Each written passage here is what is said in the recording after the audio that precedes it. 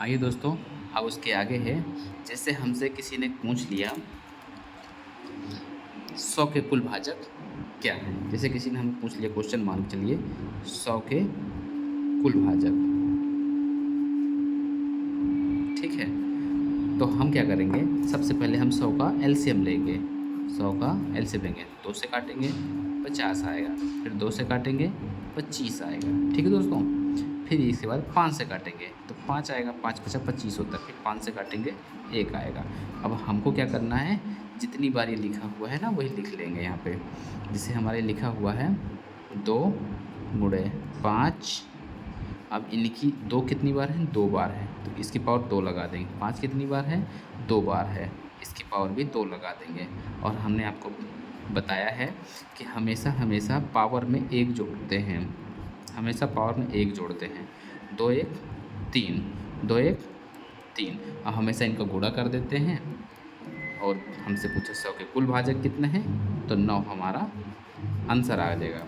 अब अगर हमसे और किसी ने पूछ लिया, जैसे बड़ी संख्या कोई ले लो, 650 के कुल भाजक क्या हैं, ठीक है दोस्तों? जैसे हमसे किसी ने पूछ लिया 650 के कुल भाजक,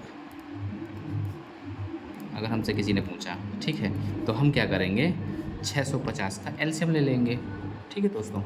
वैसे ही जैसे हमने ऊपर किया है, 2 से काटेंगे, 2 तिहाई 6, 2 दूनी 4, 2 पंचे 10, ठीक है? और फिर उसके बाद 5 से काट लो, 5 छः 30, 5 पचा 25, फिर 5 से काट लो, 5 एक नम 5, 5 तीन 15, ठीक है दोस्तों? फिर अब ये और किसी तो कट नहीं रहा, 13 13 से ही कटेगा, 13 लिख लिया।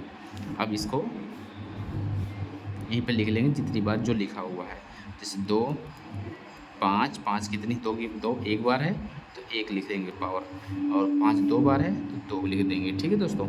और 13 एक बार है, इसकी पावर भी 1 लिख लेंगे, ठीक है? अब मैंने आपको बताया है कि पावर में हमेशा 1 जोड़ते हैं, ठीक है? तो 1 जोड़ देंगे, हमेशा 1 जोड़ेंगे, हमेशा 1 जोड़ेंगे, तो ये कितना हुआ, 1 1 2 गुणे 2 1 3 गुणे 1 1 2। अब इनको गुणा कर देंगे, 2 तिहाई 6 दूनी 12। अब हमसे किसी ने पूछा कि 650 के कुल भाजक कितने हैं, तो हम बताएंगे 12, ठीक है दोस्तों? आज के लिए इतना ही।